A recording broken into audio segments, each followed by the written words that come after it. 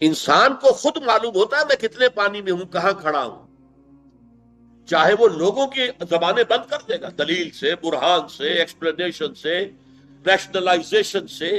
آپ دلیل کے ساتھ نہیں، یوں نہیں ہے، یوں ہے، میں نے جو کیا تھا تو اس لیے کیا تھا، یوں نہیں کیا تھا، میری نیت دیکھ تھی۔ آپ نے لوگوں کی زبانیں تو بند کر دی۔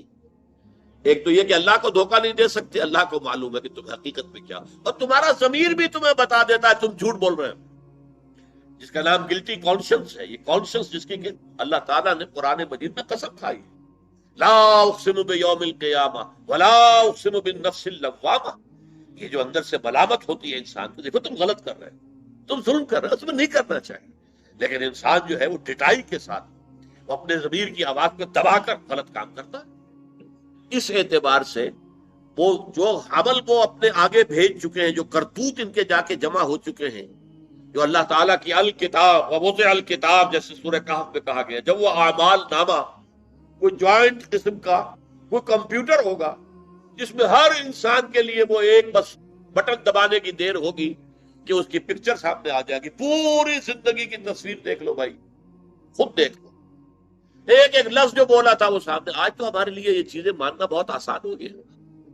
آج سے 200 سال پہلے لوگوں کا ماننا وہ کلیتاً ایمان بالغیب تھا، آج تو ہمارے سامنے ہے۔ آپ بٹن دباتے جو مر چکے ہیں ان کی آوازیں سن رہے ہیں، ان کے گانے سن رہے ہیں، جو بھی گلوکار یا گلوکارائیں مر چکی ہیں ان کے بھی گانے آپ پر ٹیلی ویژن کے اوپر ریڈیو پہ سن رہے ہیں، اس لیے کہ وہ سب ریکارڈ ہے، فلم موجود ہے۔ تو ہر انسان کی زندگی کی مکمل فلم، اور جو لفظ بھی ما یلفظ من قول الا لدیہ رقیب عتید، جو لفظ بھی زبان سے نکلا ہے وہ محفوظ ہے، ریکارڈڈ ہے۔ وہ لا کر میدان حشر میں رکھا جائے گا، وہ جوائنٹ کمپیوٹر، بڑا کمپیوٹر، سپر، اور سپر سے بھی سپر کمپیوٹر۔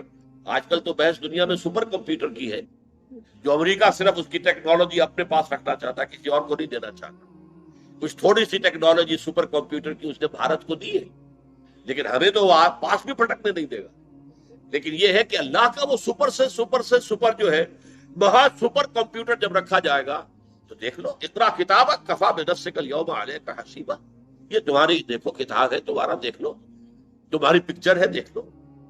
تو فرمایا جو کچھ انہوں نے آگے بھیجا ہوا ہے انہیں معلوم ہے، ان کا ضمیر جانتا ہے کہ انہوں نے حرام خوریاں کی ہیں، غلط کام کیے، انہوں نے جھوٹ بولے، انہوں نے اللہ کی کتاب کو چھپایا ہے، انہوں نے فتوے دے کر پیسے حاصل کیے، فتوے بیچے، خوب جانتا ہے۔